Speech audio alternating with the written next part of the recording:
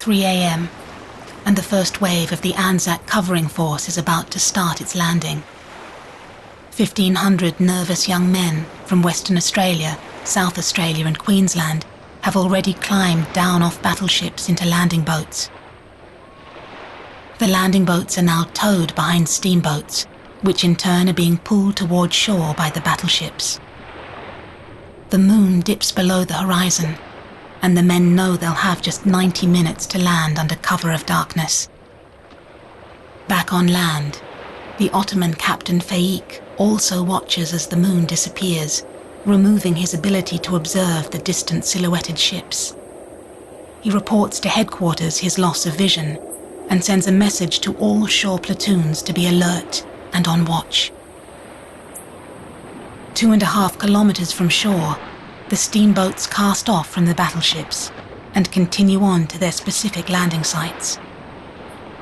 From south to north, the 9th, 10th and 11th battalions edge closer to the shoreline, around 40 men crammed into each landing boat. In the still pitch black, the steamboats shift gradually to the north, and as a result the landing boats begin to crowd together. As they come to shore, the tow line of the 9th Battalion crosses behind the 10th Battalion boats, and the landing formation is lost. Around 4:15 a.m., as the landing boats cast off to row the final meters to the shoreline, a flash of sparks escapes from one of the steamboat funnels. Almost immediately, a beacon is lit on land, illuminating the scene. Nearly ashore, the first wave of the covering force is exposed.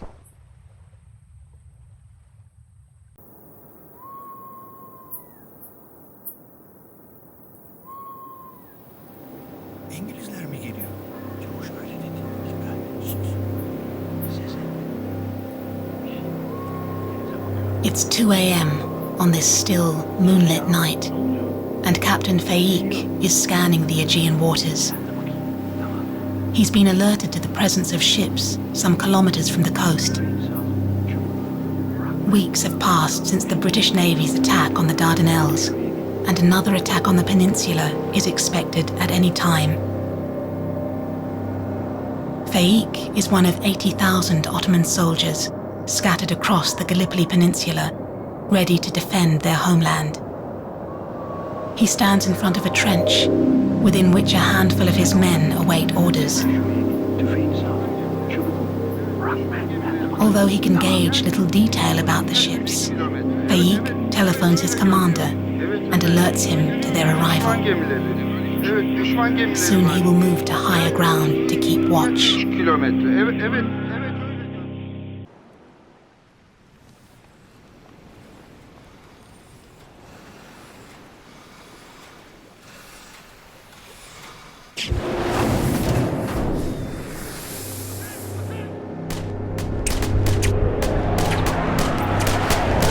It's 4:25 a.m. and men of the 9th and 10th Battalions are landing under a hail of Ottoman gunfire at what will become known as Anzac Cove. Bullets spray the water and splinter the wood of this boat as it reaches the shore. Men are injured or already dead, slumped in the boats or dragged, wounded, to the seabed by the weight of their packs. Closer to shore, they climb out into the shallows and up onto the beach. As the minutes pass, the men of the covering force scramble onto the beach in disarray. On shore, Lieutenant Colonel Price Weir is directing confused soldiers who've lost their companies. Orders to reassemble are forgotten, as Weir tells them to put down their packs and charge up the hill into the dark. Soon they will run up the steep and rugged land, wild with fear and excitement.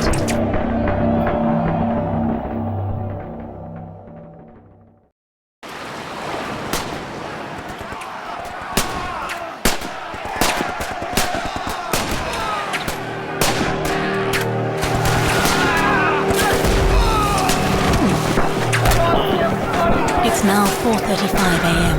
and Private Adil looks down to see Anzac soldiers rapidly approaching his trench. Private Adil is a young local man who's been conscripted to the Ottoman Fifth Army. Awake since the very early morning, he has been firing on the Anzacs since they landed minutes ago upon the beach below his trench. But now he can see these men of the 9th and 10th battalions will soon be upon him.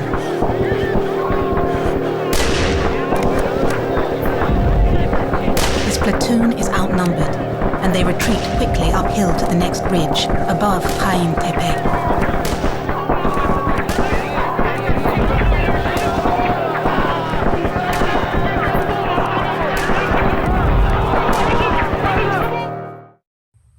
Toplar hazır mı? Hazır efendim. Emrimi bekle. Bir numara ateş!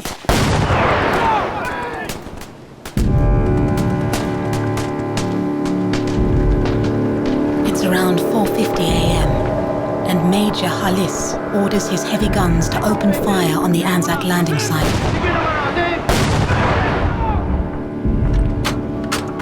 Major Halis is the commander of this Ottoman battery and has just lost communications with Captain Faik, who is reporting the events as they take place from a much closer position. Hazır efendim. Fearing the worst, Halis orders his battery begin shelling in order to spray the landing site with shrapnel. Bir numara ateş! The guns can't reach Anzacs that have already landed, but the shells strike over the landing boats and destroyers of the second wave of boats as they come to shore.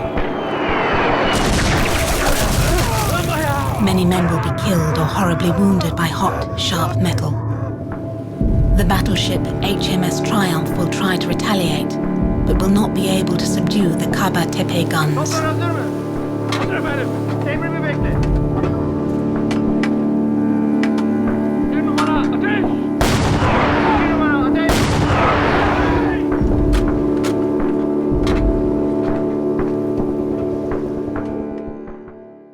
Let the bastards come!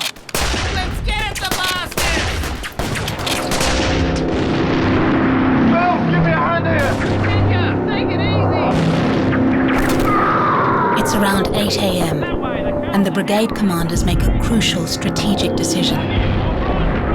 Lieutenant Colonel Mackay has just arrived here in command of the 2nd Brigade, part of the main force. I want you to take your whole Lieutenant Colonel Sinclair McLagan is trying to persuade him that he should take his men to the south as defense. You are asking me to disobey orders. McLagan has taken a survey of the battlefield, and he's worried. Perhaps I can go forward and see how things are. Fighting on all fronts is disorganized, There isn't time. and battalions are scattered across all I lines. assure you my right will be turned if you do not do this. Although their main objective is to take the hill, known as 971, and claim high ground, most of the covering force is still too far south.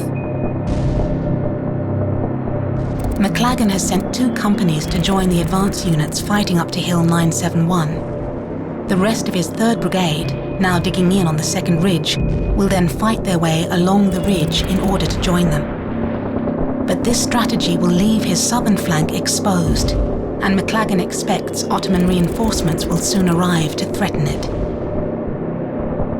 And despite the arrival of the 2nd Brigade, McLagan also has reports that the landing of the rest of the main force is being delayed by the heavy shelling from Kaba Tepe.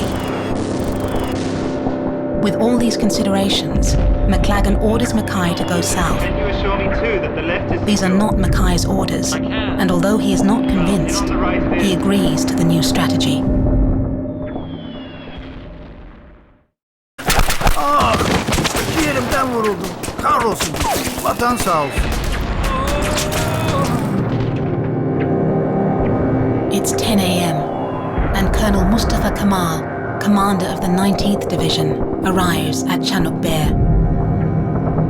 Kamal has led advanced parties of the 57th Regiment to the high ground of Hill 971, which is the Anzac objective for the day.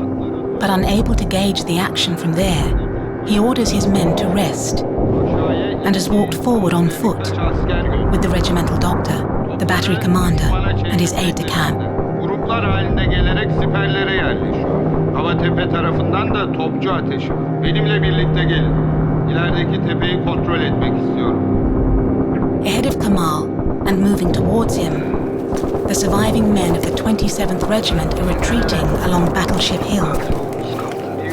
These soldiers are the last of the 27th Regiment's battalion who have been defending Kilik Bear, known as Baby 700, against the advancing Anzacs. Having run out of ammunition, they are retreating from a small advanced front of Anzac soldiers. Nereye gidiyorsun? But Kamal tells them to turn around and face the enemy with their bayonets fixed. Ve geriye dönüp siperlerinde yat. Baş üstüne. The soldiers turn around and lie down in the scrub, which in turn leads to the Anzacs also taking cover.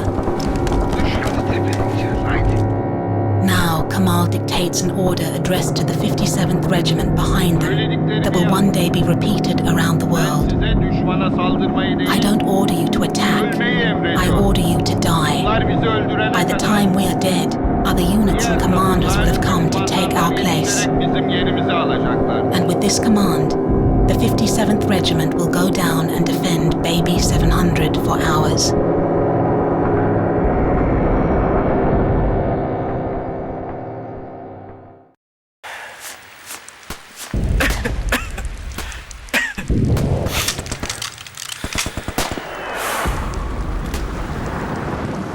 It's around 10 p.m.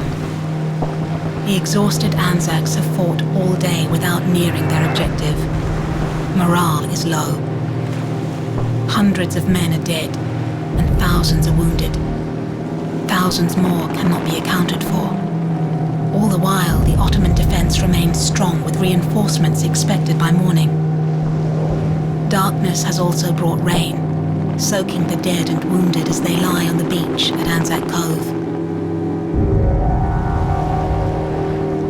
The commanders are putting their case for evacuation to Anzac Commander General Birdwood. If we are to embark, it must be at once. They propose to him that their landing and attempts to take the peninsula Sir Ian have been a will read failure. The message.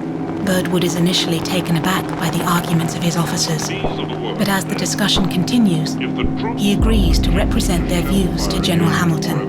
There is likely to be a fiasco. New Zealand and Australian Division Commander General Godley is about to write an urgent note that Birdwood will sign. In the firing line. It will then be taken out to General Hamilton on board his battleship Queen Elizabeth. To replace those in It the requests firing line. immediate To evacuation. re-embark. It must be at once.